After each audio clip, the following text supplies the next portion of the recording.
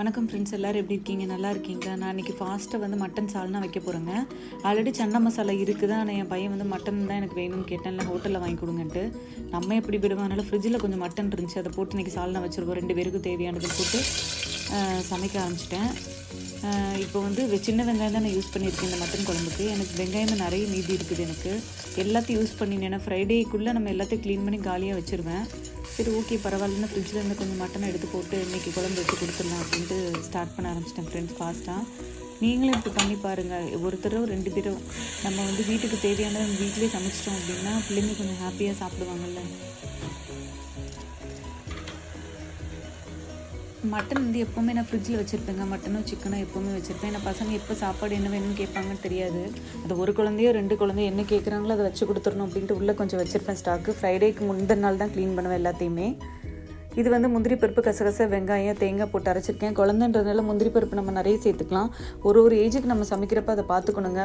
Adult கொடுக்குறோம்னா முந்திரி பருப்பு இவ்வளோ தேவையில்லை, கம்மி பண்ணிக்கலாம். இப்போ என் குழந்தைக்கு மட்டும்தான் அப்படியே 2 பவுல் சர்விங் வர்ற மாதிரி தான் நான் குழம்பு வச்சுக்கிட்டு இருக்கேன்.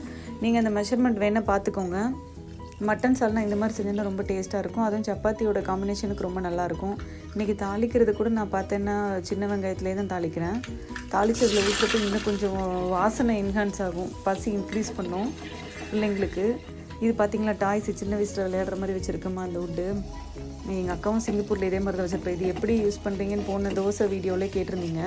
பார்த்திங்களா, இது குழந்தை நம்ம சின்ன வயசில் விளையாடி இருப்போம் அந்த வுட்டு டாய்ஸ் எல்லாம். அதெல்லாம் நாங்கள் பத்திரமா வச்சுருக்கோம். இது என்னோடய கார்டன் கருவேப்பிலை எடுத்து வச்சுருக்கேன். சப்பாத்தி ரெடி ஆகிடுச்சு.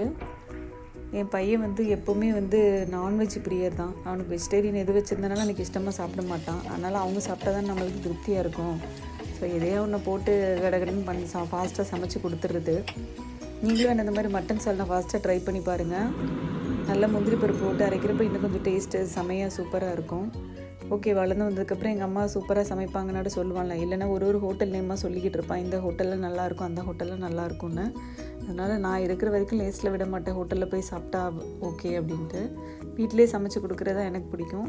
நீங்களும் ட்ரை பண்ணி பாருங்கள். என் வீடியோ பிடிச்சிருந்தா சப்ஸ்கிரைப் பண்ணுங்கள். உங்கள் ஃப்ரெண்ட்ஸுக்கும் ஷேர் பண்ணுங்கள் ஃப்ரெண்ட்ஸ். பாய். நெக்ஸ்ட் வீடியோவில் மீட் பண்ணலாம்.